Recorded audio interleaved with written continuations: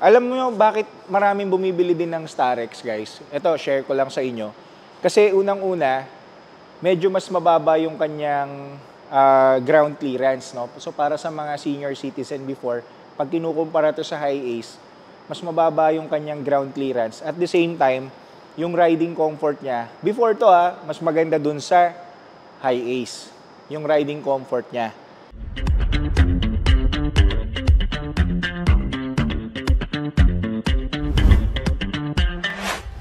Hi everyone! Welcome back to my channel. This is Lloyd of Ugarte Cars Manila. So, I think nakaka-4 or 5 brand na ako per content na ginagawa dito sa atin, no?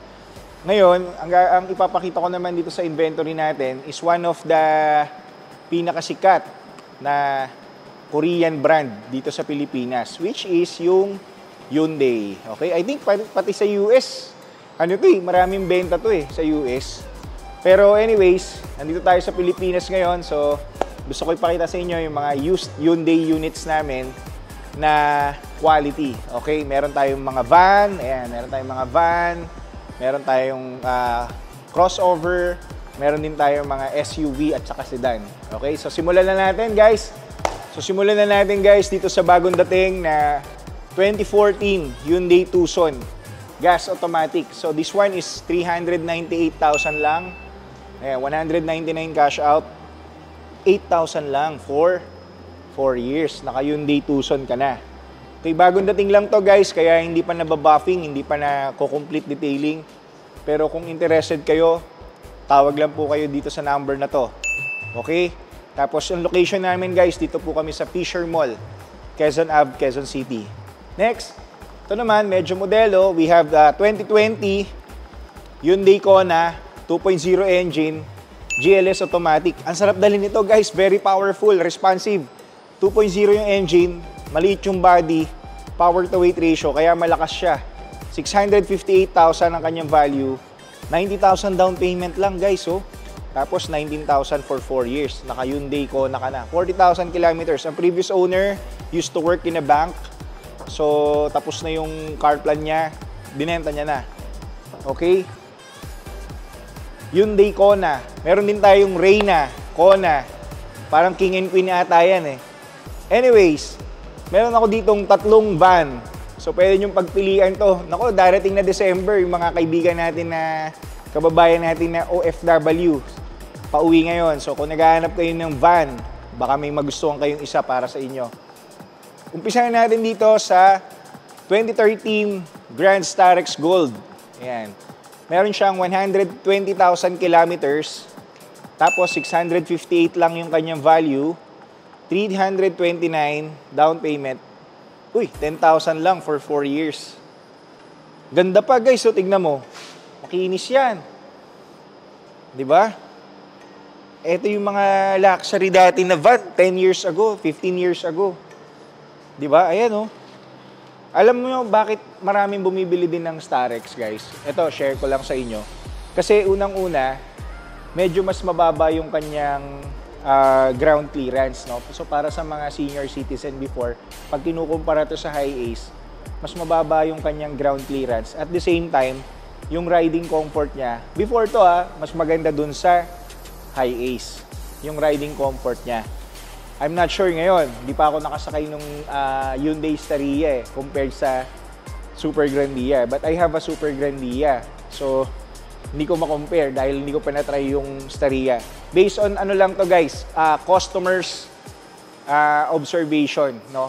Kung bakit Starex. Pag tinanong ko sila, "Sir, bakit po Starex yung binili nyo?" Yun nga, sinabi niya, mas maganda yung riding comfort, mas nagustuhan ng parents niya. At the same time, mababa kasi yung ground clearance pag aakyat tayong mga senior citizen, no? So, para sa may mga kasamang senior citizen dyan, naghahanap ng van, try nyo po ito. Okay?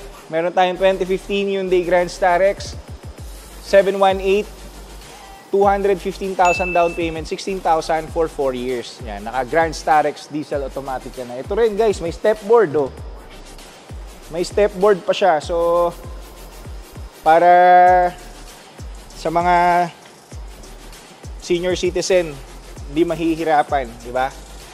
Okay? Next, meron pa tayo dito, another color naman. 2016 Grand Starex Diesel Automatic, 798, 239 cash out, 18,000 for 4 years. Ayan.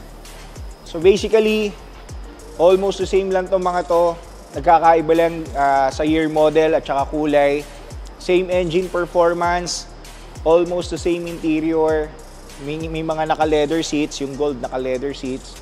This one is leatherette seat, okay? But the performance are all the same, okay? So mga naghahanap ng van, punta lang po kayo rito. We accept trade-in. Kung may luma kang van, gusto mo mag-upgrade, just visit us here. Let's check another Hyundai units. Guys, ito, Stargazer, Hyundai. Bagong dating lang, so wala pang car tag. PM lang po kayo kung interesado kayo, we'll send you the price. Alright? So para sa mga naghahanap ng Stargazer na brand new, pwede nyo i-consider to, baka makasave kayo ng 300,000, di ba? Why not? Why not? 300,000. And last, meron tayong sedan dito na natitira, Hyundai Reyna. Ayan, sinabi ko kanina, Hyundai Kona. Ito naman, Reyna. 2020 GL manual. Ayan, 398,000 ang kanyang value. 60,000 down payment lang, guys, oh. 11,000 for 4 years. Pwede mo na i-take home. 'Di ba? Meron kaming mga event dito na one-day approval. Pwede ninyong i-avail. Just bring all the necessary requirements. Okay? Yun, guys. So, napakita ko na sa inyo lahat ng mga Korean Hyundai cars namin na available dito sa Ugarte Cars Manila. So, para sa mga interesado, visit lang po kayo rito sa upper basement, Fisher Mall, Quezon Avenue, Quezon City. So para sa mga hindi pa nakasubscribe, subscribe na po tayo.